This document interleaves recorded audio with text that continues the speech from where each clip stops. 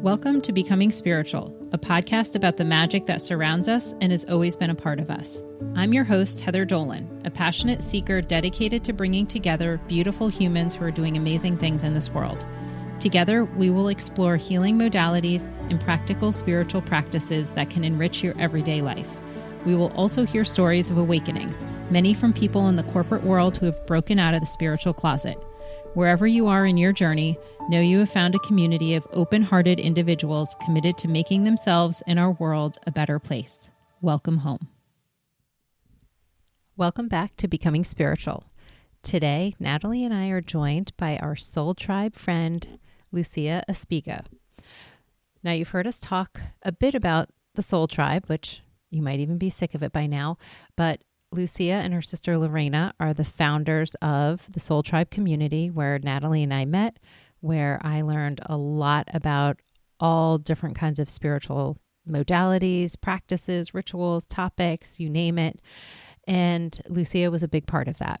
So we felt so honored to be able to sit down and talk to her not only about why she created this community, but about the Akashic Records. So this episode is going to be all about the Akashic Records and Lucia's journey to how she came to the Akashic Records. I share a bit about mine. And the beautiful thing about it is anyone can learn to read their records. So while I talk about my journey and Lucia shares hers, you can right now go and Google and look on YouTube, and there's a lot of different practitioners who have put out videos about how you can do journeys and start to access your records. If you want to explore more of a formal process like the course I took, we will put that in the show notes so you can access that. But in this episode, you will learn why you even want to access the Akashic Records. So it will be a good education, and how it can benefit your life, because this is really just information about who we are at a soul level, and you have the right to have access to that. So before we jump in, let me share a little bit more about Lucia. So Lucia Espiga is an Akashic Records reader, Angelic Healer, teacher, and co-host of the Soul Tribe podcast, where she shares grounded, accessible insights to help others deepen their spiritual journey. She also has a course called Cosmic You, where she explores a lot of universal information. So you can check that out if that's your thing. Originally from Uruguay and now based in the Cayman Islands, Lucia is also the co-founder of the Soul Tribe Academy, a space devoted to expanding consciousness through education and empowerment. Her path to spirituality began 14 years ago after experiencing intense dream premonitions, which led her to the Akashic Records, a turning point that not only transformed her life, but helped her step into her soul's purpose. And she will share that story, and it's pretty crazy. Since then, Lucia has been reading the Akashic Records for clients around the world, helping them gain clarity, direction, and a deeper connection to self, all with the intention of supporting spiritual awakening and emotional well-being. Through her podcast and teachings, Lucia continues to make the spiritual world relatable and accessible while guiding others to live with presence, purpose, and peace. Hopefully that piqued your interest, so let's get to the episode. Hope you love it. Welcome, Lucia and Natalie. I'm so happy to have you both with me. This feels like, almost a full circle situation happening, even though this is still early days for the podcast. So I'm really happy to have you here. Thanks for having me. Welcome, Lucia. Thank you. So I shared a little bit about Lucia in the intro, but I just want to share some additional context, because if you've listened to the first couple episodes, you've heard me mention that the Soul Tribe community was a big part of, well, not only bringing Natalie and I together to be able to do this podcast, because I wouldn't be doing it without her, but also just what an impact it had on me during my awakening journey, and really sharing this, really opening me up to a community of all of these, not only healers and modalities, but just even spiritual content, and feeling so welcome and So number one, Lucy, I want to thank you, since you and Lorena, you know, created the community, and knowing the two of you and knowing what your goal was with the community, I hope that you can take this in like the highest compliment of knowing how much it impacted my life personally. And we have other guests coming on that are also have been part of the community. So I want to make sure I thank you for that and acknowledge that, because it's a really special community you created. That's awesome. It's weird to me because it's like, if you don't really realize it, you're just like, oh, I just created a podcast and a Patreon. Your impact. So, like, it never feels like a big deal. But then I'll get messages like that. I'd be like, oh, that's awesome. But then I'm like, but it's no big deal. Like, yeah, and if I think of how many relationships I have now because of it, when I think of it like spidering out into the world, and the connections I've made and the people I'm connected to now, and who I met through other people in the community, that's then increased that, kind of other group of connections. It's just, it's really wild. And it's like, if I try and think back to, or if I think right now about things that I found and how I got to them, so many of them are through the Soul Tribe community. So I think it would be a really great way to kind of kick off our conversation, just sharing a little bit about how you and Lorena kind of came to create the community, what the idea was behind it. And yeah, just kind of start there from a... well, I mean, we're going to talk about what the Akashic Records are at some point, but I was living in the Netherlands at the time, and Lorena was in Cayman Islands. That's right. She was living in Cayman Islands. And Lorena, I can't remember why she decided she wanted to learn. I think it was level 2 of Akashic Records. I would have to go back and remember what level she was at, because there's level 1, 2, and 3 to learn Akashic Records. I believe she was contemplating going to learn level 2. And so I had already studied level 2 for a while. I already, I did that. I kind of started teaching and things like that. So she would get on calls with me almost like daily, and she would ask me things. And then it turned into this like weird routine where she would call me, and it would be like the next spiritual topic, like, hey, what do you think about this subject? And what do you think about that subject? And then I would be like, oh, because I was at the time, I was just like, I would call it gobbling up books. And it's, for me, this is like a spiritual, it's like a stage we all go through at some point, our spiritual, I guess, progress or expansion, where I call it you just swallow knowledge. There's not enough. And for me, it was more in the form of books, but for a lot of people, it's for a podcast and maybe some books or courses, right? And for me, it was books. And so Lorena's like, oh, what about this subject? And she would ask me, and then it would turn into like an hour phone call of me being like, oh, I read in this book this, and I read in this book that. But also at one point, my Akashic Records told me this about that as well. And then one day Lorena goes, don't you think someone would like to hear our conversations? And I was like, no, I don't think so. I was like, who wants to hear our conversations? Maybe people would think we're crazy or something. And I was like, no, really, I think people would like to hear our conversations. Maybe we should create a podcast. And she's like, if someone listens, great. And if no one listens, well, then no one listens. And I was like, all right, I'll think about it.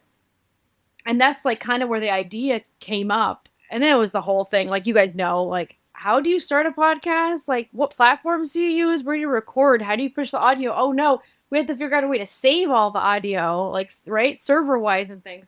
So it was a whole process from there.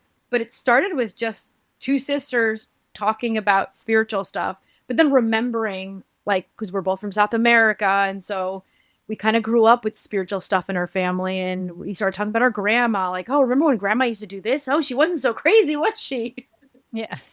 We just thought she was weird all the time, but now we're like, she actually wasn't weird. She knew something we didn't know. I know, she sounds awesome. I know, she's awesome. Yeah. You listen to the episodes, it's like, gosh, that's so cool. So, and it's funny because I jumped in, a gentleman, and I don't expect you to remember this, that I did tell this story, I think maybe when Natalie and I, in our episode of how we talked about how we both kind of came to the community, and it was through my day job, where it was a guy who was a client, out of one of the companies, and we were talking, and we had like this 45-minute conversation. It was great. And then he said something that made me think like, wait, I think he's kind of spiritual. Like it just cracked the door open a little bit. And so then I responded, and I wish I could remember what it was, with something. And then it just was like I saw his whole demeanor change. Aw. And all of a sudden we went down this, kind of rabbit hole of spiritual stuff. And then he was like, oh, do you, I'm an Akashic records reader. And I was like, what's that? Like, I don't even know what that is. And he's like, oh my gosh, I'm a part of this community and you have to like check it out. And they have a podcast and whatever. And I was like, okay, like, what is it? Tell me. And that's just like one of those threads and it's funny because he wasn't really active in the community after, like, once I joined, which was funny. And I kind of kept looking for him. And it was like, he was just meant to like usher me in there. Like it just, right? I don't know. Yeah, I read his Akashic Records a few times. I think Lorena and I together did it once or twice. Yeah, he wasn't too active in the chat group. Maybe in like the back end, he would private message and we'd talk about things. But I mean, he's back and forth a little bit. He's still in the group sometimes. I haven't seen him lately. I'm thinking about him. I check up on him. Yeah. He was busy, he had a young family and stuff. Yeah. So I totally get that. Funny but yeah, it just was like, yeah. And it's like I came to find it through, who would have thought, like, my day job. But that's the beautiful thing about the universe putting these things in front of us of like, yeah, you need this. So like, here you go. We're going to serve it to you on a platter right in front of you. And luckily I picked up the sign and, and ran with it. And so anyway, when I started listening, it was like whatever the most recent episode was, which you were, like 100 episodes in or something crazy. And I started listening to it, and I'd been listening to a lot of podcasts, and I was like, this sounds like two people like just having a conversation and recording it. Like, what? I was like so confused. And so I was like, I think I need to go back to the beginning, because they're just like, it sounds like me and my twin sister having a conversation, basically. So I went back to the beginning, and then it's like exactly what you just said. It's like we were having these conversations, so we thought, let's record them. And I was like, oh, okay, this makes sense. So you accomplished what it was you were trying to do, which was very conversational, very felt really easeful, because it was just your dynamic, like listening. It was like us eavesdropping on your conversation, basically. Yeah. I mean, we're like, we're going to start it back up again, because we stopped because of how busy I've been and she's been. So we're planning on starting it back up really soon. But I think we managed to like 200 something episodes. And we're laughing about it now because we're like, remember when we were scared that we would run out of topics? Yeah. And you don't run out of topics. That didn't happen. Yeah. I mean, there's always some little nuance too when you think about something, even of like, oh my gosh, that could be a whole conversation in and of itself when you think of all these different things, all our day to day. So, okay. So since we've mentioned the Akashic Records, this is an episode on the Akashic Records. So let's dive into that. So for those who have absolutely no idea what we're talking about, how would you share what the Akashic Records are? Okay. So I would start with, I think the most important thing to understand before we understand what the Akashic Records is, to know that the universe is a really, really intelligent. It's like the universe is so intelligent that it captures every single moment, every single thing that it exists inside the universe, right? We're inside of a universe that's intelligent. And this universe, even though sometimes we feel like the world's against us, technically speaking, the universe actually is there to support us, and it has our back. You could decide to think that sometimes you don't feel that way because of the sort of matrix worlds, the kind of environment that we live in here on Earth. But technically speaking, the idea is that we're here to expand and to learn and to become bigger and better, whatever way you want to see that, whether that's intelligent or spiritual or expansive wise. The universe as well, by the way. The universe also wants to work with us and also expand in itself. So it's like we're all working together to become bigger and better and greater.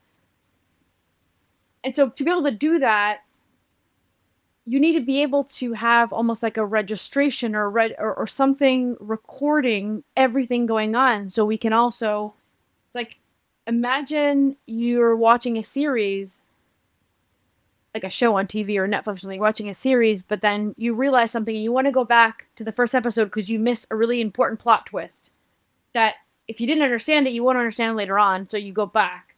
So imagine our lives being the same, where it's like, Lucia, I'm here, I'm 42 years old right now, but now I'm realizing something I went through when I was a little girl, and it massively has to do with me as a grown-up and my path. And so the universe needs to have that recorded in some sort of a way. The universe needs to know about that. And so then there's sort of like, I like to call it the server or the database of the universe. So every single thing that happens in your life as an individual is recorded in that server or in the universal database. So when I say everything, I mean things that you did, things that you thought, intentions that you had. So, I mean, you can even think about someone doing something negative, but their intention was good. They didn't mean to hurt that person with their words, for example, but they did, but their intention was actually to support them. The universe doesn't really, it's not going to go back and be like, oh, you hurt that person. The universe will be like, look at your intentions. That was beautiful. How could we deliver that better next time? Right? Like lessons, going back and being able to review those things. But the server is so massive that it's not just recording or keeping a registration of this lifetime as me, Lucia, an individual. It also has recorded all the other lifetimes my soul has had. So now we're going into the territory of past lives, which, some people are ready to accept that. Some people maybe will never get there. I remember when I first visited the idea of reincarnation and many, many different lifetimes, I was like, no, I couldn't accept it. And then 2 years later, I was like, no, of course, no, because I had my own experiences remembering certain things, right? So it's like a path. But once you come to terms with realizing your soul's had other experiences, that isn't just you as an individual, then you find out that not only is Lucia's life recorded, but all the other experiences my soul had is recorded. So when I try to describe or explain what are the Akashic Records, I would say it's literally the recording of all the experiences Lucia's soul has had in every single lifetime and even in between those lifetimes. It's all recorded in something that we like to also call the Book of Life. So the Book of Life, imagine it being this massive, really heavy book packed with information about my soul. You can also call that the Akashic Records or the Book of Life. And if you had to go even deeper into that, you'd say, well, then if my soul has one, then so does yours and yours. Every soul has its registration, its book. And so then you would find that in what we call the Akashic Library or the Akashic Records. So I like to imagine it like a massive library, like an old style library with books that just, you can't see the beginning and you can't see the end. And every single book is attached to a soul's information, has the information of that soul. And that's what I would call the Akashic Records. That was so good. Okay. That was good. Yeah, because I think we tried to talk about it a little bit, right, in our episode. Yeah. And trying to keep it. Yeah, I mean, that was a great way to describe it, like super visual. Because I know for me when I first, so I heard about it, from Victor, and I think right after that, of course, this other community that I was a part of. Actually, I hadn't really joined yet, and I got something that said, tap into your Akashic Records. And I was like, wait, why is this thing coming up again? Of course. And I did like a free webinar with this woman that I follow a lot of her content. And so she did a meditation and brought us into like, they describe it like a library. And so it's going in there. So I'm like, okay, it is like a library, and have that visualization and whatever. So, so my definition would be very poor and nowhere near that. So thank you. You're welcome. It's like a really nice way to imagine it as a library. The deeper you get into understanding how the universe, which has been my latest passion, understanding how the universe functions. This was something really hard for me to accept in my learning path. And this is like something maybe like 2 years ago where I was like, oh my God, no. Because on Earth, we think that AI and technology is like going to work against us. And it's a little scary. And is it going to take over? And our phones are listening to what we're saying and all these things.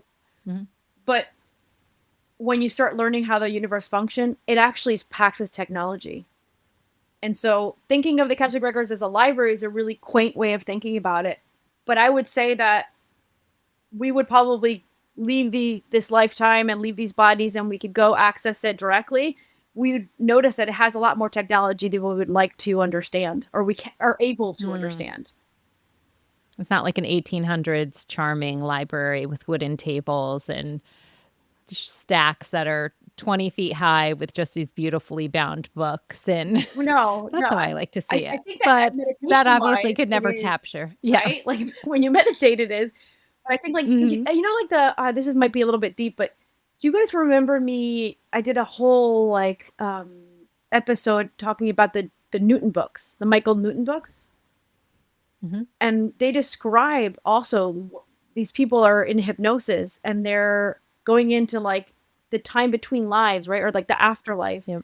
And they're experiencing from a hypnotic state and they can come back and be like, this is what I saw, right?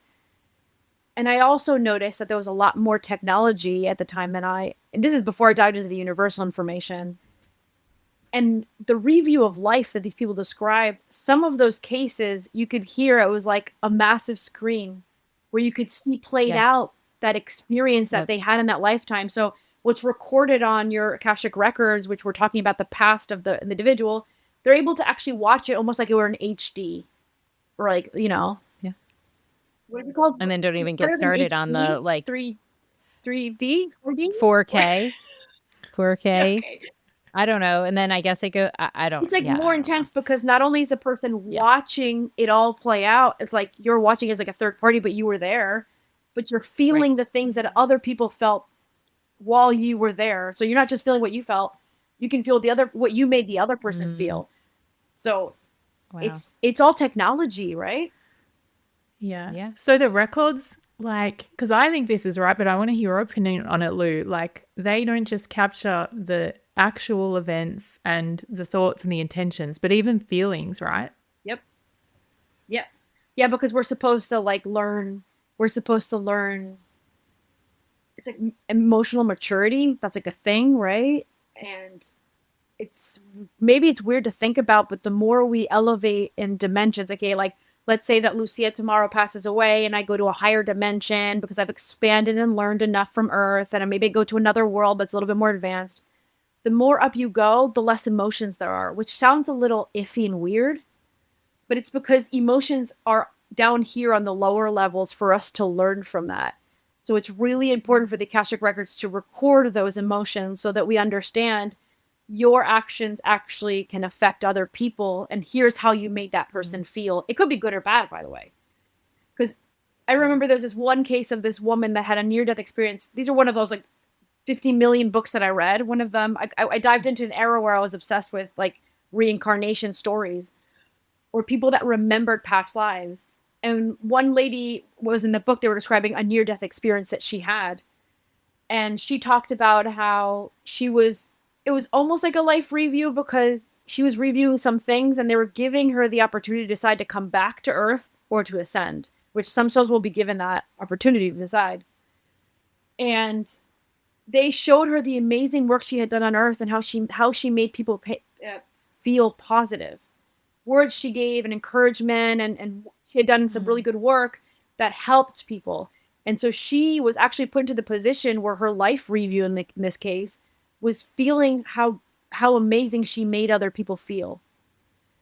And so then they said, well, you can go back and do more of this work. Or you can peacefully ascend because you've done what you needed to do. And she supposedly decided to come back. I can't even remember her name of the book because there's so many books I read, but she had supposedly decided to come back down mainly because of her daughter, but also because they showed her what she could continue to do if she stayed. And the impact that she was going to make, she decided to do. Because of those two reasons, she decided to come back. So it's not only just recording. Now that's the twist. It's not only just recording the past, the present, but the probable possible future that your soul can have. Because how is the Akashic Records going to show you, look at what you can do? It's showing you what you could possibly do depending on what decisions you make.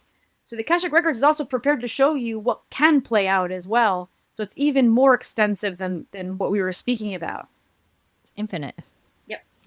All right. Well, I think that was a really good description. So tell us how you came to just know all of this about the records. So I learned to read my records through your and Lorena's course. Me too.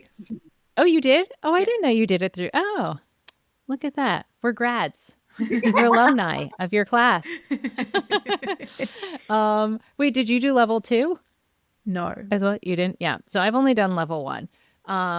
And so level 1 is learning to open and access your own records for your own personal use. And then level 2 is to be able to read for others, right?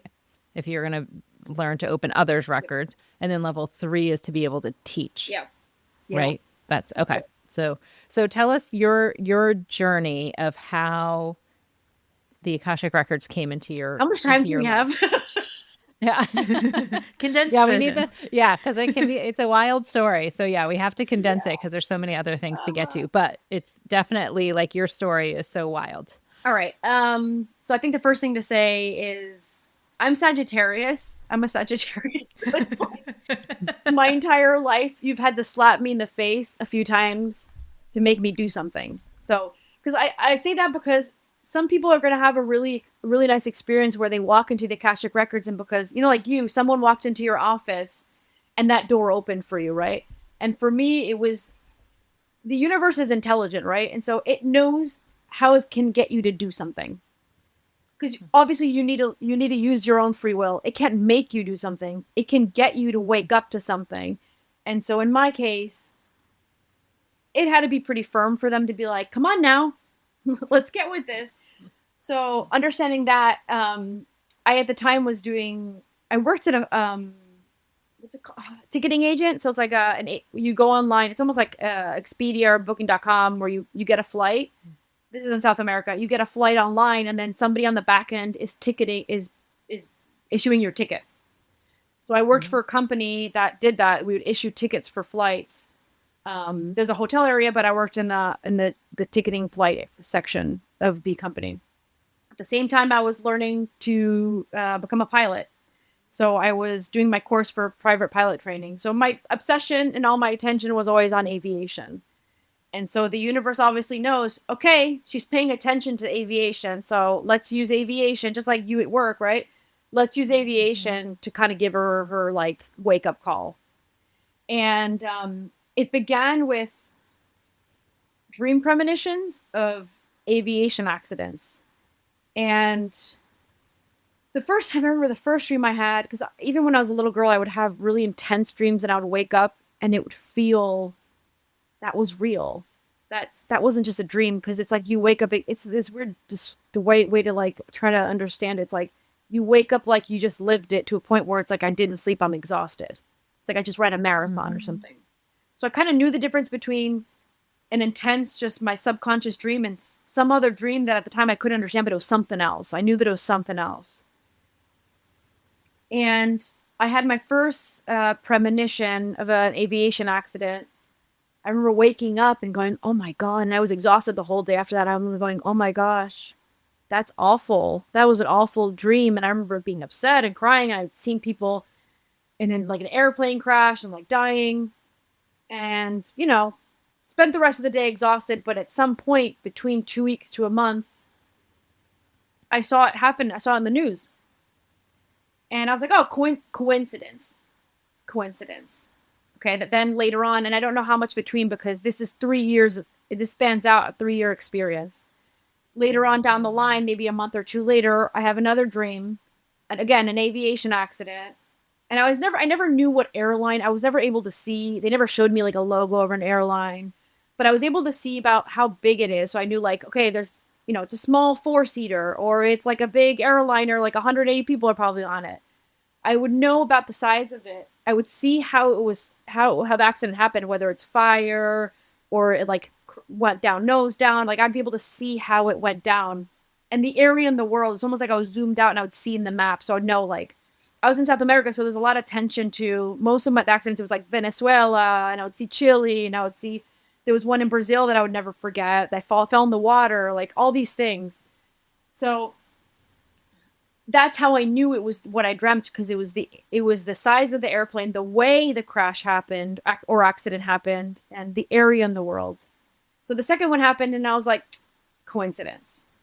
I was like, no, like it was denial. I was like, no. Third one happens, and again, I'm like, this cannot be a coincidence. This is insane. What is this? Like, what's happening right now? But then now it's already affected my studies, because I study aviation, and also I'm ticketing flights for people that might actually get on that flight. So now there's like this guilt. Like, am I the back end doing as well? Like, I'm in the middle of this world, and now I'm seeing this world somehow collapse. And 3 years of this. It's 3 years of this, to a point where I couldn't deny it. I knew.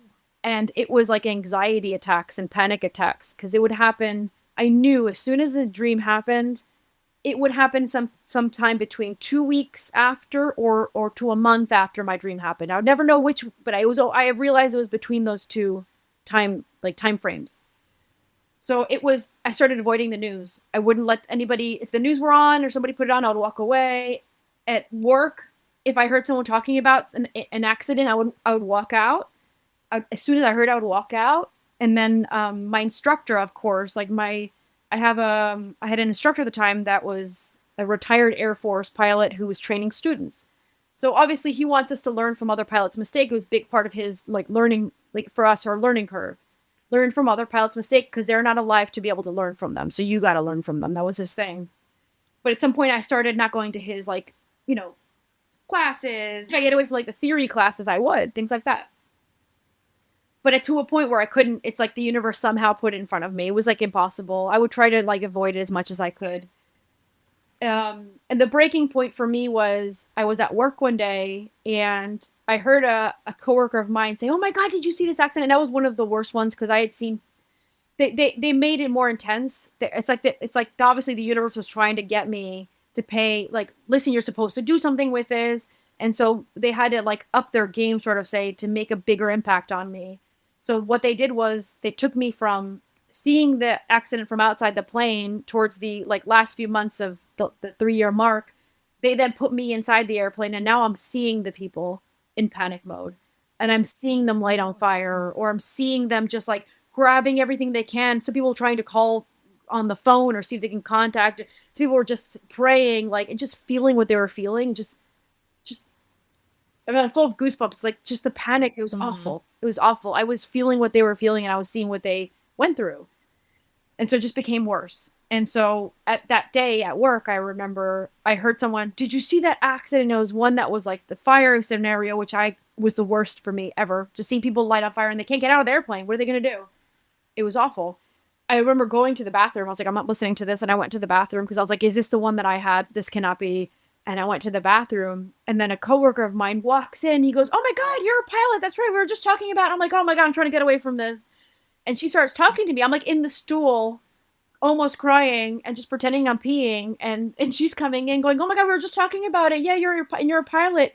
Did you hear about that accident?" And I'm like, no. And so she's obviously going on. What am I going to do? I felt embarrassed because nobody at work, I never told anybody at work that I was having these dreams, because it was insane. Like, who's going to... Did you tell anybody at the time? My mom was the only one. I wasn't even talking to Lorraine about it. My mom was the only one, and I would call her up crying, and she'd be like, "All right, calm down, and we'll talk to your grandma," because my grandma was very spiritual. "We'll talk to your grandma and see what she says." And so that day, I remember grabbing my phone after my coworker came in. I grabbed my phone, I went back to the bathroom, and I called my mom, and I said, "Mom, one more, and I'm ending my life. I can't do this anymore. One more. It's like, I'm letting you know I can't do it. Like, I'm sorry. I know I'm going to hurt everybody in the family. It was like one more dream that comes true, and I'm out. I can't do this anymore." It's like, I remember thinking it was stupid. I'm like, I'm seeing people die, and I can't stop it. I'm not doing anything about it. And she's like, "Okay, give me a month. Give me a month. I'm going to find someone to help you. Give me a month. And there was an astrologer this is in South America. He was on the radio. So this is back in like, what year is this? This is like 16, 17 years ago or something. I can't even remember. It's so long ago. There was an astrologer at the time that would talk on the radio. My mom would listen to him sometimes. And she goes, let me see if I can get an appointment with him. And so she ended up contacting him, and he gave me an appointment to go get my astrology chart read. I didn't care about that. I just wanted to be like, help me. Like, help me. And so I went to him when I finally got my date, and I went to him, and we sat down, and I said, this is why I'm here, and I want you to guide me. Like, tell me what I need to do. I don't know what to do. And he said, I think that you need to get an Akashic Records reading. And I said, what is that? And I was like, what is that? And he's like, yeah, well, there's nobody in Uruguay right now that does it, but there's a few women in Argentina that do it. Sometimes they'll come to Uruguay in the summer. Maybe you can get an appointment. And so thanks to that, I became aware of the Akashic Records. But it took me a full year to finally find somebody that does it and get an appointment. And so in that year, it was off and on with the dreams. It wasn't as bad. I think it's because I was finally taking action. But they were off and on. And when I finally got my appointment, I had my list of questions. And one of them was about love, of course, because we all have questions about love. And one of them was, why do I have these dreams and how can I stop them? And when I went to ask the lady, she opened my Akashic Records, and I asked her, and she said, they want you to realize that your brain can be used for something other than just thinking. And I'm like, what do you mean? And she's like, your brain can be used to receive information, not just to think. And I was like, wait, okay, so what does that mean? When I understand that, these dreams stop? She goes, as soon as you use your brain for something other than just thinking, then the dreams can go away. They serve their purpose. I was like, okay, well, what you do? Can you just teach me? Just teach me and they'll go away. And she's like, yeah, you can learn this if you want. And I said, okay, sign me up for your next course, right? And that's how it started. I signed up, and I think she did a course a few months later, and I was signed up for it, and I did it. And they went away. Like my promise with the Akashic was like, okay, I will learn this. All right, universe, I'm listening. I will learn to do this. But as soon as I learn to do this, this is over. No more aviation information. I don't want any aviation information ever again in my life. Which you guys hear me on the podcast. Lorena will sometimes try to get information about aviation. I'm like, I don't get anything anymore, and I'm happy about it. I'm like, I don't want anything. That door is shut. Yeah, done. And so that's how it went. I learned to read. I did level 1. I learned to read my own Akashic Records, and the dreams did stop. They never had aviation premonition dreams ever again. This was about, 16, 17 years ago. But then my personality changed. I was a very rebellious, very angry at the world. And in that reading, obviously I went with 2 main questions, but that reading led down many paths. And one of the things that called my attention was I didn't feel alone anymore. I remember I didn't realize how alone I felt, but then hearing that there's a spiritual team on the other side, they're actually watching me, and they're helping me somehow. I'm like, what? I'm not just like this lone wolf figuring out life and trying not to die all the time. Like, right? That was like the first time in my life I felt accompanied by something bigger, and I felt it made me feel better. And then I remember they asked me, that same spiritual team asked me, why are you angry all the time? And I was like, oh my God, I don't know. It never occurred to me to be like not angry. I was just angry all the time. Like at my parents, at my sister, at the world, at the guy in front of me in the car, like everything. Everything just made me angry all the time. Which, by the way, I think is a big thing for starseeds, which obviously, I don't know if you got touched on that subject yet, but souls that are coming from other places and have lived in different worlds or different experiences, Earth is really difficult to adapt to. And sometimes we take it in a really, really bad way where it's like we're just angry at everything because it's just so hard to deal with. So that's, to me, it's like it's not a signal of like a weak soul or a not soul that's not expanded or progressed already. To me, a lot of times that is a signal of a soul that's been in other more massive worlds, and now it's come here and it feels so angry about the situation that they're stuck in. But anyway, so I learned to read my own Akashic Records, which is level 1, and it made my personality change, and it made me, I guess, a better person. And I said, oh my God, and I felt better. I didn't feel the anger inside. That was the biggest thing. Like the anger inside was gone. And I said, and did it go away pretty quick? Like after you learned it, like, or was it like a long progression that you noticed? A few months. I mean, for a whole personality change, I'd say that's pretty quick. Yeah. It was the moment the moment that they asked me that question. Someone on the other side is not incarnated. They're in another world. And their question to me was one question. Why are you so angry? And that changed my life forever. It's weird to say. Wow. Changed my life forever. I don't know. I said, I don't know. Yeah. I don't know. So then what led you, like, how long were you reading your own records before you thought, like, I guess I could do this for someone else? Or did that kind of like 3 months and I'm like, sign me up for the next level. I'm on. Like, if I feel so much better inside, I can make other people feel better inside. Aww. Let's do it. And I signed up for level 2. 3 months later, because you have to have, in that era and time, like, things have changed, but this is a much denser moment in life. Like, our universe changes and the energy's coming in. And back then it was a lot harder to channel. It was a lot harder to grasp information. And so you had to have 3 months of like connecting to your Akashic records for 3 months in a row before they even let you consider level 2. So yeah, I did level 2 as soon as I could. And I remember them telling me, once you do level 2, you learn so much more with level 2. And I was like, how's that possible? How can I learn more by reading getting into someone else's tea, getting into someone else's stuff? But it's true, because they're still indicating messages to you. You're still, the world reflects everything back at you. So, for example, when I was going through my divorce, I kept getting all these, and I hadn't decided to divorce yet. I was in a bad marriage at the time. And I was in the brink of like almost kind of deciding to finally separate from this person, and I deserve better. And I kept getting these women come to me that were leaving. They were already in the path. They've already decided they were going to leave their marriages. And they were there to get readings to confirm that that wasn't the wrong decision for them, and that there's something else out there and that they can move on. And it was like 4 or 5 women in a row, all of them in the middle or the beginning of a divorce. And that was a universe sending me those women, because that's where I was at as well. And I would need to have the expansive perspective of, it's okay to end a marriage, and it's okay to start a life all over again. And it's not the end of everything. So a lot of times your vibration and where you are in life will bring to you people that are in the same kind of like lesson, but also help you along with your own lessons while you're also helping them.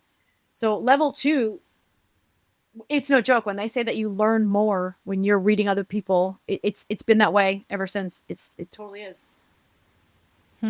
Now you're convincing me, because I was going to do it, and then there were so many other things I was doing, but now this is like putting it back on my radar again to possibly do it. And then at what point did you decide to do level 3 that then you could teach it? Like, are you like doing so many readings for so long, like hours of, like, think of like a Reiki master, you go through certain things. Like, is it you get to level 3 by doing X amount of readings, or? Yeah, you need a certain amount of readings, but it was so long ago, I can't remember what the requirements were. I mean, nowadays, it's not, the energy's different. But yeah, back then days, you didn't need an X amount of like readings. You had to prove them. You had to have signatures from people. Like, it was legit. You had like the form, and the person that you read signed it. So they were really serious about it back then. And you take those papers signed and be like, look, I read 50 people or whatever. Yeah. Right? And they're like, okay, you can do level 3. I only decided to do level 3 because I said, I want to learn everything I can about the Akashic Records. I said, I'll never be a teacher. Why would I teach anybody? What do I have to teach anybody? I remember I was very, like, the imposter syndrome thing, right? So I had a lot of that. And I just did level 3 because I said, I want to see what else I can learn about this. But I didn't plan on teaching. And it kind of came along just like the podcast stuff did, where it was like my sister going, so what did you learn in level 2? And Lorena would ask me, and I would start telling her. And then she's like, you should totally teach. You explain it so well. I'm like, no, I don't. I'm a shitty teacher. I'm not that. Oh, sorry. Can I say that? Sorry. Sorry. Our podcast. I'm sorry. I'm used to saying words. It's like, no, I don't think I'm a great teacher. So I had a little bit of that, the doubt. Like, I didn't want to teach, but then it's almost, I started kind of teaching my sister. And it just kind of, Lorena's like, well, let's do it together. So I did a few students from my side as practice, people that I knew, see how it went, and I taught them, and I created some of the curriculum, and then my sister and I, after a while, decided to start teaching together. Yeah. That's so fun. I'm and I really like in the course and Natalie, I'd like to hear your like how you came to it because I think that'd be fun. But I like that it refers back to a lot of the episodes because I was, like devouring a lot of the podcast, but it was cool that there were really specific things that it's like, okay, you need to know this about the records. And in the beginning, especially the podcast was all about the records. So you give so many different dimensions and like there's just so much to know. And so it was cool to be able to kind of go through that learning process to go back and listen to podcasts. And then it was like, oh, I remember that episode, but I just learned something new that I didn't pick up on because I had a different, I was listening to it with just a different ear. So it was really cool. And I remember like, you definitely have some episodes, at least one or two, where you go in really depth into like your story of the records and all of that. So thank you for sharing everything you did. And there's like even more because I'm thinking about a couple of things you didn't mention, and that's okay. But I know you have that story on your podcast. Yeah. But Natalie, what was I'm just curious, like with you taking the class, like what was your thought behind it? Yeah. So I was aware of the Akashic Records for a really long time. I'd always been drawn to like mystical things, and I knew that term held so much power, but I always felt like it was something that I couldn't access. That was something that really advanced people do, or that's beyond me, And it wasn't until like in our episode we talked about how we both came to find your podcast and your community, Lou, and I came through Golden V because all of a sudden I was just so interested in channeling and that's all I wanted to listen to. And I was in that like gobbling up all the information, right? So that was my obsession at that time. And eventually like the only podcast I was listening to were Akashic Records podcasts, which is crazy. But so I had lots of different options around who to learn with, but I found them all to be, there's a lot of ego. Whereas when I came, you guys were like probably the first ones I found who were talking about the Akashic Records. And I really liked exactly how you explained, Heather, just this like conversational exploration. I found it really interesting because on the one hand, it was super accessible. And on the other hand, it goes very deep. So I was learning a lot just by listening to your episodes.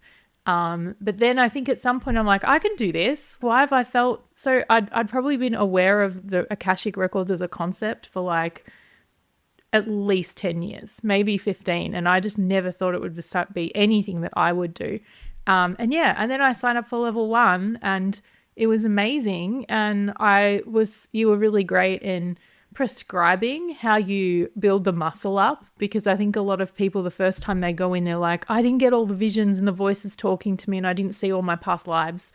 And you're like, it's not working, but actually it is, because you've got to go through that practicing of what it feels like, the subtle energy shift, what that feels like, and how you receive the messages. Because for me, it was felt in my body and I had to decode it before it got to me realizing that I'm not going to see stuff because it's not how I work. I'm automatic writing all the way.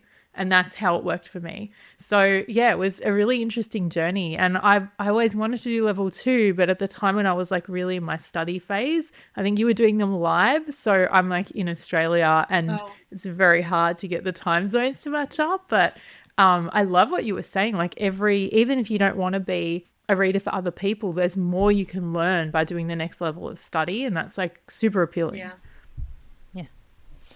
Yeah, I love that. And thinking about when going through that first like 45 days or whatever it is after, where you have to do the writing and it starts out like, okay, I can do this for whatever it is, 10 or 15 minutes. And you're like, all right.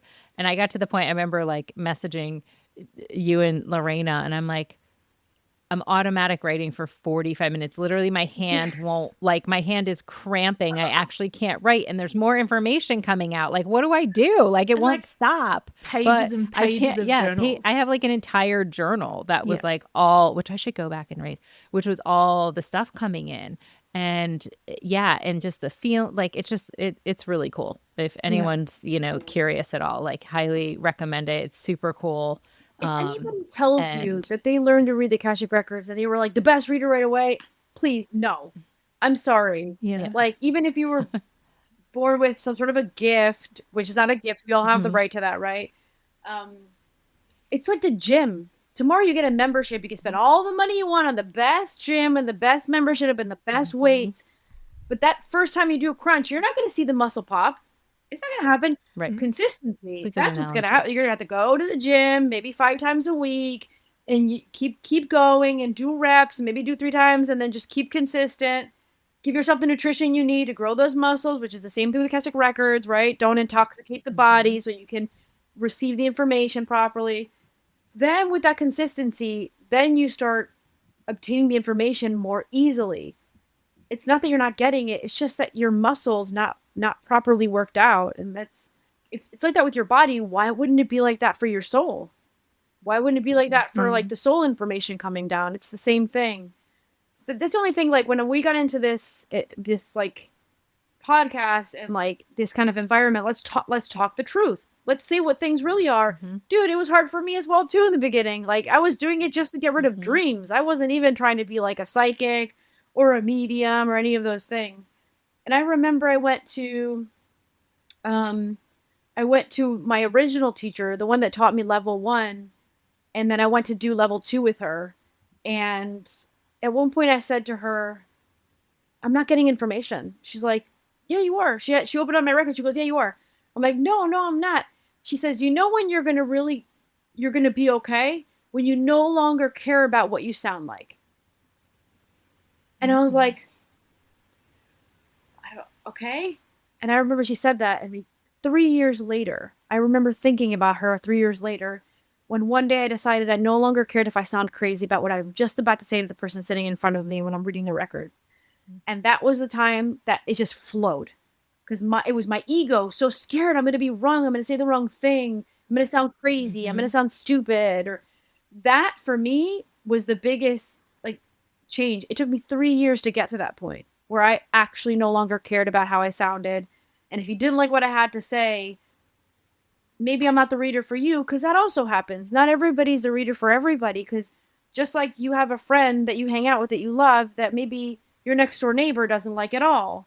Like, we're not all meant for each other. We don't all vibe and receive information or deliver it the same way. So whoever tracks you as a reader, or as an astrologer or as a medium or whatever it is, whoever attracts you, that's the person for you. There's a reason why your energy is like, yeah, go with that person. That's great.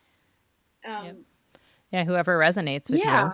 That is important. And it's funny. I feel like part of that was a message for me, because you just told me that not that long ago. Was I would feel the same thing with the podcast of, I would have a bigger following. It would increase substantially once I didn't care about what I sounded like. It was similar advice. So it's really funny that you said that, almost in that exact same. Did you ever notice that people that win the lottery are people that just knew it, they didn't care? They're like, I'm going to win the lottery. Like, it's not the person that's like starving. Oh my God, I need the money so bad. I really need it. And they're in desperate energy and they're playing all the lottery tickets. That's usually not the person that wins. The person that wins, it's like, you know what? I just felt like passing by 7-Eleven real quick and I picked up a ticket, and then it's like, I just felt lucky that day. And I think that like with everything we do in the universe that we live in and in this planet that we live in, when we let things go and we're just like, I feel like this is right, I'm just going to do it. But whatever the outcome is, it is whatever. I think that's when things actually can happen. Yeah. Yeah, that's so true. It was like so many things. And I also like what you said about who can read their records. Everyone. You have everyone. So can you talk a little bit about that, of like it being everyone? This is not that you're not special, but this is something that everyone can access, and everyone will do it in their own way. Like Natalie says, how she gets information versus how I might get information versus how Lou gets information. But can you talk a little bit about that? So I would say that I would put it under like universal law. So we have these universal laws that even though we're not consciously aware of, we all abide by them.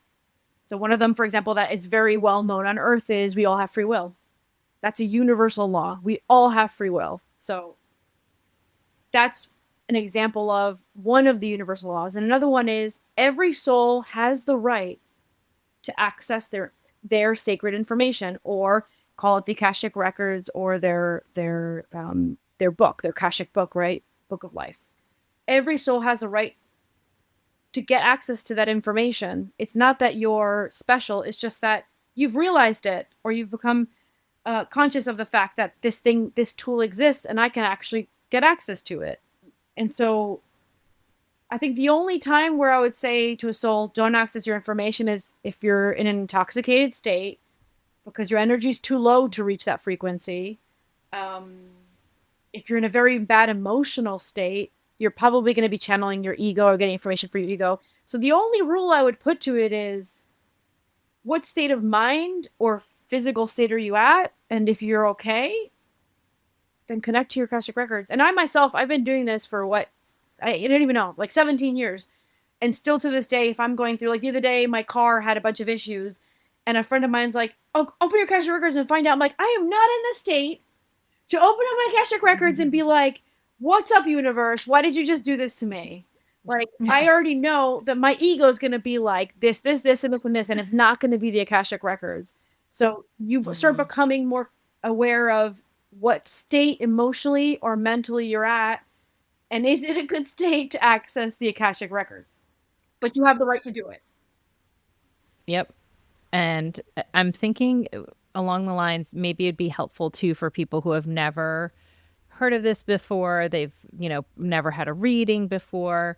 Can you share just a quick kind of, if someone were to come to you for a reading, what that looks like and what would be the expectation?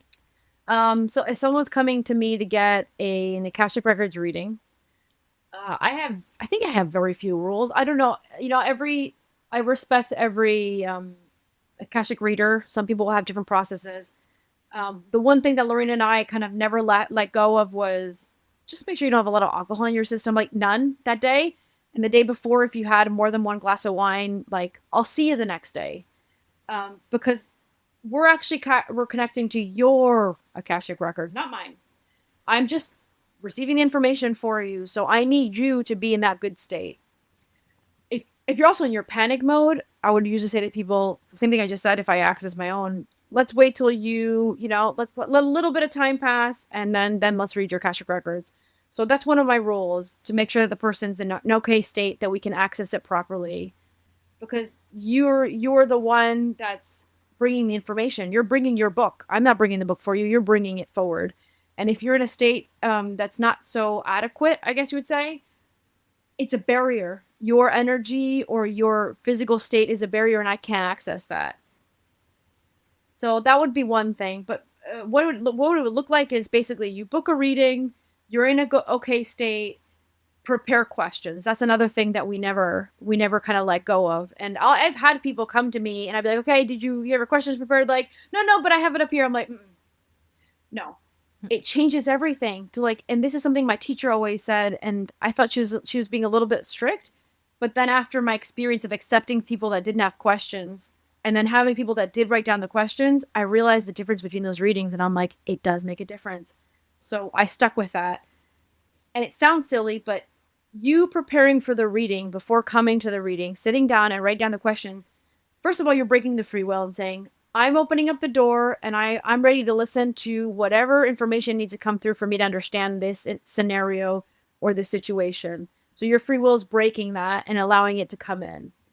Second of all, you're telling the universe that you're prepared for it and that you accept that it's a problem or a situation that could be improved or something that needs to be changed. That's massive, because that's your universal energy. You're connecting out there with that universal energy saying, I'm ready for something to shift. I'm ready for something to be better, or I'm ready to have a better perspective about it. That makes a massive difference.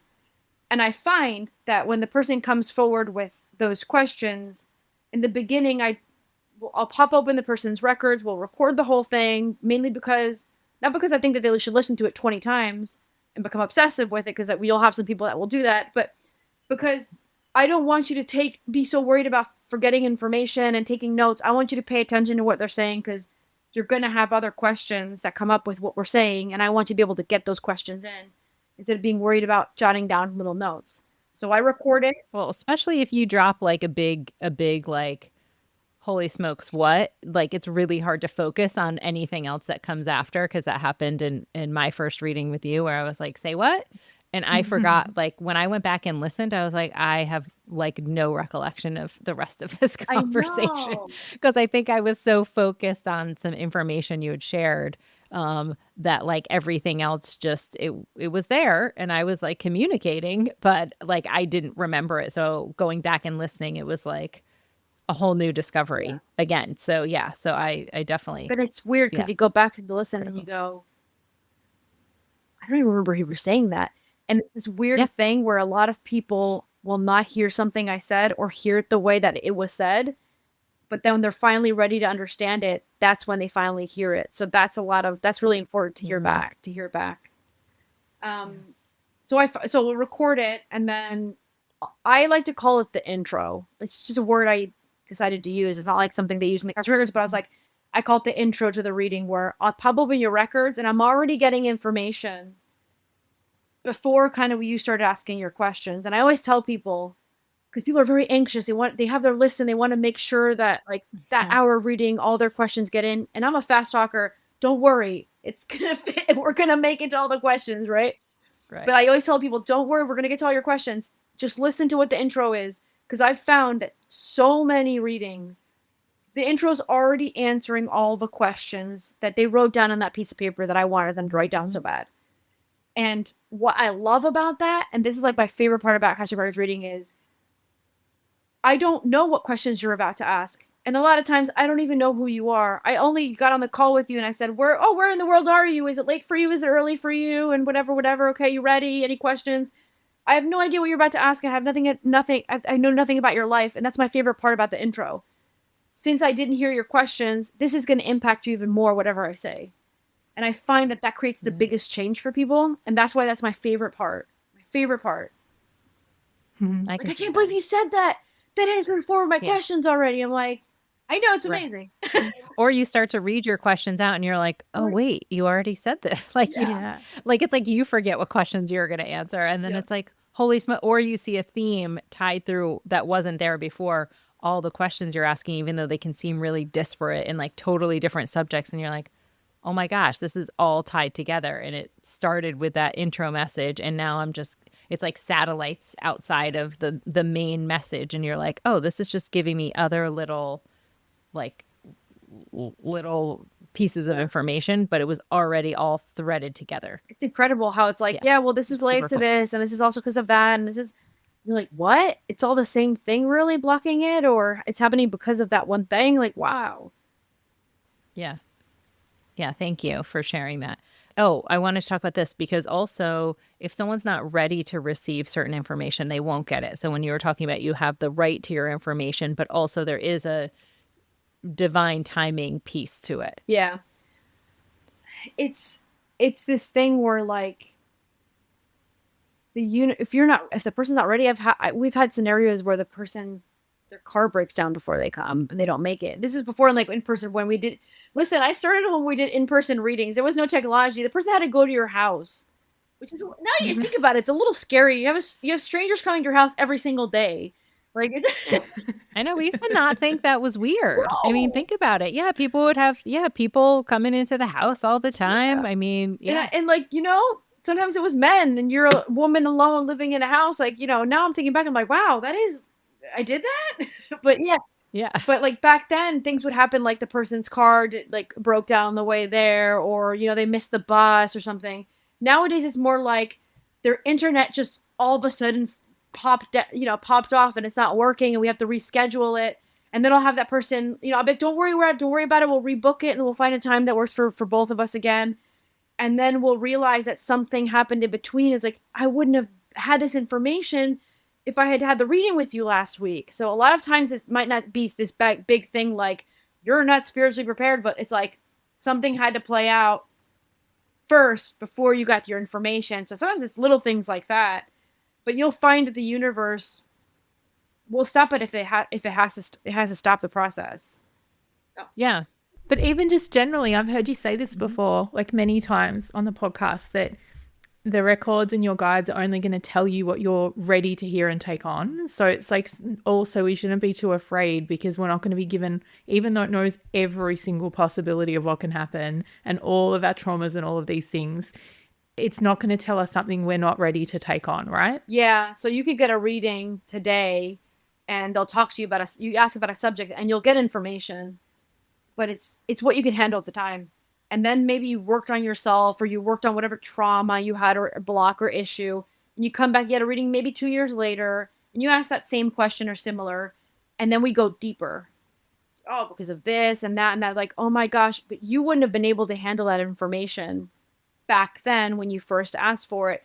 So we do say that if you have a question, if the scenario in your life changed, you can re-ask that question. We can see how has it progressed, or are you getting additional information that will like just make you discover more things about it. Lucia, and then if someone's coming to you for a reading and they haven't done this before and they're like, what the hell should I ask? Like, what are some good questions to bring to a reading? What are the records most useful in helping us with? Repetitive things that are happening in your life, things that keep repeating your life. There's something there that you haven't gotten, you haven't absorbed or learned about, and there's a reason why it keeps coming back. Repetitive things is like the number one thing that I'd say, bring it to an Akashic Records reading, because there's a reason why that keeps popping up. The other thing I would say, so it could be like something like, just to share a couple of examples, like keep losing your job. Yeah. Right? Like all of a sudden, and we talked to, we had a conversation with someone who, it was kind of she was meant to have this psychic business, and she had never lost a job before. And then she lost like 3 jobs in a row. And she's like, what is going on? And it was because she was not meant to be doing that anymore. She was meant to move in this direction. But also like relationships, if the same thing keeps getting played out, and then people are like, well, I guess this is just who I am. Like, these are the people I'm going to attract. Chances are, it's a pattern that you probably want to look into. Yeah. Or it could be that you have pending things, let's say relationship wise, you have pending things with that individual that needs to be, sift through in this lifetime before you can go meet someone that kind of suits your needs or what you're desiring, right? I mean, a lot of people see it as an eye for an eye, like karma. And I always talk about, and I talked about this on a few podcast episodes, and I've repeated it. One of those, remember I said that I had a question about love on top of the readings? Mm-hmm. And that was one of the most impactful scenarios I had in my life. And it was a scenario where I was kind of like abandoned by the individual. And I came from a place of ego. I was like, because he did this to me and he did that to me, and it really hurt me. And I remember even during the reading, I was breaking down and crying, and I was remembering what he had done to me. And this whole other lifetime with the individual was like explained to me. But it was the other way around, where my soul abandoned him in that lifetime. And so I was what did we call the abandoner? And he was the abandonee. Abandonee and abandoner, yeah. He was abandoned by my soul in that lifetime. And then in this lifetime, our souls decided, let's repeat this. I need to learn to abandon you, and you need to learn to be abandoned by me. And so we did that in this lifetime, and he complied with his side of the contract. That was a contract between two souls. And it's this weird thing where it was like, I was able to go, oh, that makes so much sense. Like everything I felt, it just makes so much sense. And I was able to let go of that. I was able to heal. Like, I felt so hurt by him. I felt so like backstabbed, and I don't know, what other things I might have felt at the time. And just hearing that contract and the reason why that played out made me feel better, and I was able to let go of it and move on. So sometimes love scenarios, specifically because it's two souls having a situation, a lot of times it's a pending lesson or something the souls wanted to experience in this lifetime for whatever reason. What if like you're cruising but everything's kind of like a bit boring and something's missing? Is it good to go to the records for information about your purpose and what you're supposed to be doing? Oh my God, that's like one of the most asked questions. Like, what's my mission? What's my purpose? And you'd think that they'd be like, this, and that. But that's actually considered the dirty work of being here, figuring yourself out and figuring out what makes you like tick. Like, what's your passion? What do you love? And a lot of times they'll describe things to the person. Like, I don't think they don't, it depends on the person, the scenario, but I find that they don't directly go, you're here to do this, go do it. Right? Like, because then it's like a cheat sheet. And you're not figuring it out for yourself. But a lot of times they'll be like, I really, I'll see the scenario and be like, I really see you doing this. And there's like a great feeling when you're interacting with this project or this thing. Like, oh my God, yeah, I really used to really love that. I thought about that a few times. So I think a lot of times it's almost like the Matrix convinces us that certain jobs are the ones that we have to do, and certain things are the way we have to do them. And there needs to be, a lot of times our soul are here to release and let go of the experience of, what does society expect from me, or how does society want me to do this? And a lot of times it's us not listening to what we really feel. And it could be simple things like, you allowing yourself to have, some people love the idea of having a job where they're passionate about it. And yeah, you have the right to do that. But a lot of times you're trying to siphon through the matrix complications of doing that. And how does that look? And how do I make that happen?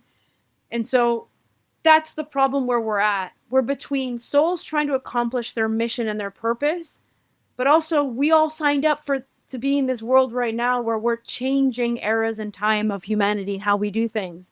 And we signed up to be the rule breakers or the system interrupters or whatever you want to call them. And so we're having to do both. We're having to follow our soul and our passion, but we're having to disrupt the system that we've had our entire lives and our parents had and their grandparents had. And so it's really tricky. And I would say you can ask the Akashic Records that, but just be prepared for them to talk to you about how they see you doing something and how you feel when you do that. That's the most important thing for the Akashic Records, is how you feel about what you do. That's usually the only thing they really want you to do. Something that makes you feel good and that has a purpose for you. And it's not like your soul signed up to be a doctor. You came here to be a doctor. You can only be a doctor. That's not how the Akashic Records function. It's basically your soul goes, I want to go down on earth and I want to help people be healthy. That could look like a doctor. That could look like a herbalist. That could look like an acupuncture, Reiki, whatever. Like, the list is unlimited. The Akashic Records doesn't care about how you do it. It's about, there's a reason why you're obsessed with health or people being in a good state of mind or in a healthy alignment. Which way, which modality, which way of doing that feels good to you, and then do that. Yeah, and I love that question. How freeing it is, like you were talking about, how once you get the answer about love, for instance, and it just, you feel like, oh my gosh, I can accept this now. It doesn't feel like something I did wrong. It's not like blame. And it's also not a scapegoat either of like, oh, well, there's a reason. So like, okay, it's fine. That's all ego. But when you phrase a question around like, what is this relationship meant to teach me? Or what am I supposed to learn from this relationship that I have? Could be with a parent, could be with a child, could be with a friend, could be with a coworker or something that's like really pushing your buttons. And the information that you can get from that, and then realize like, oh, it's all about me. It's about me and what I'm supposed to experience, or, but like the freedom it does, it feels like it just kind of, it loses its power of over you. Yeah. And especially past traumas and things like that. I feel like it like takes that edge off, and it just starts to melt away of like, okay, I can figure this out. I can do the work and then heal and move on. It's releasing the victim mentality. Right? Like, you no longer feel a victim. It's just like, oh, it had a purpose, it had a lesson, and you just let go of that. I mean, I can even give you a personal example from my own life about something that I was in victim mentality for so long. And when I finally went, wait, I'm just here to do it differently. And that's me as a mom. Like, if anybody who knows me personally, and then obviously I talk a lot about this on the podcast and the Patreon, I'm a mom and I'm a dad. And I'm like everything. Like, I'm the nanny and I'm the cleaner and I do everything. And there's no one else in the picture helping me out. It's just me with my kid all the time. And for a long time, it was me just in anger mode. Like, I didn't make this kid on my own. And why is anybody else taking responsibility? And da-da-da. And it was a lot of me being angry and victim role. And then one day I remember I caught like a moment I was having with my daughter. And it was just like, I would never have this kind of moment or this kind of relationship if we didn't have, it's like we're friends and we're sisters, and she's my kid, but she also, sometimes she'll be like, Mama, it's okay. You did the best you can. And that's the most important part. Like, she'll teach me things as well. Right. So I realized that I wouldn't have that dynamic with her had there been another person in the picture present all the time. And so I'm like, that's a big thing about the Matrix. Like, we're like, learn that a family unit has to be a mom and a dad and maybe 2 children or 1 kid. Right. And souls don't care about the family dynamic of like how society says it has to be. Souls only care about the connection the souls have and what we signed up for to teach each other. And so when I finally let go of what my family needs to look like and should look like, and that I possibly failed as a mother or as like a wife, right? When I finally let go of that, it was like my dynamic with her I was able to change. And then I was, much more understanding of her needs, and we had more harmony in the house between each other. And so for a lot of times we have to keep reminding ourselves we're not here to do things the way our grandparents did it. We are the ones that signed up to do it differently. So why wouldn't we have different scenarios play out in a different way? Yeah. So that could be a job, right? I love that. So That could be a relationship. Yeah. That could be a child. That could be, your parents, whatever it is. All right. Well, last, I want to hear before we wrap up, anything like spiritual practices, anything that you do that you find really helpful, that are not overly complicated, that you would share. My favorite, I think you've heard me say this 20 million times. My favorite is a blue bubble of protection. Like, I love that thing. So I'm very. So tell us what that is. Yeah, I'm very into archangels and like the angel colors and protection. And we live in a world where sometimes it could feel a little scary, or scenarios can play out, and you just want to feel protected. And so I envision a big, big, big blue bubble around, for example, before I go to sleep, I'll put it around the whole house. Or when I leave, the other day I was having a lot of car issues and my brakes stopped working. So I put the blue bubble around the car. And I was like, okay, well, if the brakes completely fail, at least I have a blue bubble that will somehow stop the car. Hopefully. Right. So I put the blue bubble around, and I personally, and you can use any words you want, because, you might believe in angels. Maybe you believe in some sort of other hierarchy or whatever. I personally use the blue bubble with Archangel Michael, and I put the bubble around, and I say that anything that wants to come in that doesn't suit me bounces off and reflects off the bubble and goes back to its point of origin. And for me, that's really important to say, by the way. I make sure to always say that, because I don't have the right to destroy anything in this universe. Who am I to destroy anything? I can't destroy anything. What I can do is, if something's coming towards me and it doesn't suit me, I'm just going to ask for it to go back to its point of origin, which I think is great. Because if my grandma comes from the era where like they believe in black magic and all this stuff, and she would say, if they're sending you something evil or black magic, it would bounce off and go right back to the person that sent it to me. So you're just, whatever you ask for to happen to me is going to happen to you instead. So the bubble is for protection from energy that doesn't suit you, but also in this world that we live in that's more dense, situations that don't suit you, let it just bounce off and just not make it to you somehow. So do you just visualize this bubble like encompassing, like starting somewhere and then encompassing like the house, the car? Like how do you do it? Well, I just see it kind of like, like when you blow a bubble, when you're a little kid, the bubble thingies, I just see it kind of being created and go all around the house, and I see it blue, and it looks really strong. And then that's when I put the words, I put my intention. So you can say words, but I put my intention on it is this blue bubble is going to keep out anything that doesn't suit me, anything that's not right for me, but anything that is right for me and anything that does suit me can actually pass that bubble and come into me. Because I remember once I had someone say to me, yeah, your bubble idea is great, but it doesn't let anything in. I said, well, then I'll just change the intention of the bubble, and then the bubble will let things come in that suit me, and what doesn't suit me will bounce right off it. So, yeah. I love that. Anything else? Anything else that you like to do? Or advice that you would give anyone around like the records if they were thinking about this, or I've been so busy that even my own practice, I haven't been on them. There was something that I used to repeat all the time. They're trying to remember now.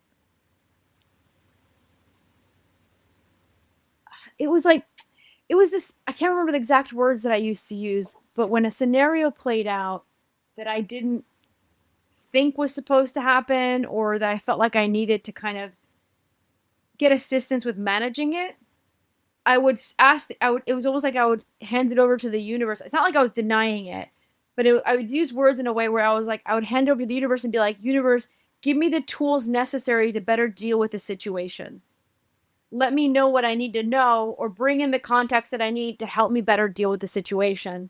So it's not like I'm denying the experience. I was going, okay, I'm going to handle it, but can you maybe give me a little bit of a backup, like somebody to back me up or some information to come in. And a lot of times I would have someone message me and be like, hey, I heard about this problem you're having. I have a friend that he actually deals with this.